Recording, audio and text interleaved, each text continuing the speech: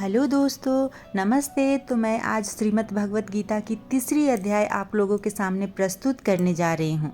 तो तीसरी अध्याय में अर्जुन और कृष्ण के बीच जो बातें हुई उसको मैं आपके सामने रखने जा रही हूँ। अर्जुन कहते हैं, प्रभु आप कर्म से श्रेष्ठ ज्ञान को मानते हैं तो मुझको भयंकर कर्म में क्यों लगाते हैं? यह बात मेरी बुद्धि में नहीं आती, इसीलिए मेरे लिए जो मार्ग उचित हो वो मुझे बताएं। श्री कृष्ण कहते हैं, हे अर्जुन, मनुष्य चाहे ज्ञान मार्ग से चले चाहे कर्म मार्ग से चले, उसे कर्म तो करना ही है, लेकिन जो फल की इच्छा का त्याग करके कर्म करता है वही ज्ञानवान है। इसीलिए अर्जुन, तू फल की इच्छा को त्याग कर कर्म कर, क्योंकि बिना कर्म करे किसी की जीवन की निर्वाह नहीं हो सकती।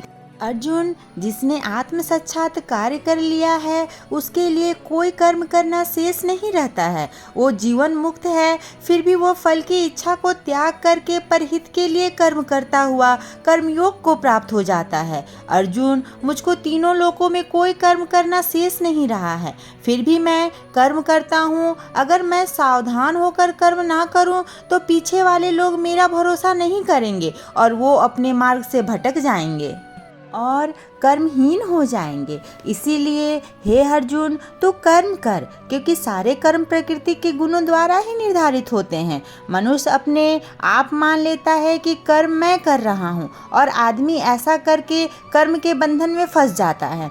अर्जुन, जो ज्ञानवान है वो जानता है कि सारे कर्म प्रकृति द्वारा ही हो रहे हैं, गुणों ही गुण में बरत रहे हैं। इसीलिए वो अपना चित्त मुझ में लगाकर आशा रहित, ममता रहित, संताप रहित होकर भी सब कर्म करते हैं। ऐसे व्यक्ति कर्मों को करते हुए भी सब कर्मों का फल से मुक्त हो जाते हैं। अर्जुन, मनुष्य को चाहिए राग द्वेष को छोड़कर काम क्रोध से दूर होकर सब कर्म कर, क्योंकि ये काम क्रोध और राग द्वेष ही तेरे सबसे बड़े दुश्मन हैं। ये तेरे सबसे बड़े पतन के कारण बन सकते हैं। इसीलिए मन इंद्रियों के अधीन होकर अपने कर्तव्य कर्म से गिर जाते हैं। इसीलिए इस मन को अपने वश में कर और पाप के मूल कारण काम क्रोध, लोभ मोह और अहंकार को मार देती हैं। क्योंकि अर्जुन, तेरे शरीर में ताकत वाली ये इंद्रियां और उस पर मन और मन से ऊपर तेरी बुद्धि और बुद्धि से परे वो आत्मा। इसीलिए अर्जुन, अपने बैरी कर्म क्रोध लाभ अहंकार एवं भोग को वश में कर और बुद्धि से परे अपनी आत्मा को जानकर ज्ञानवान बन।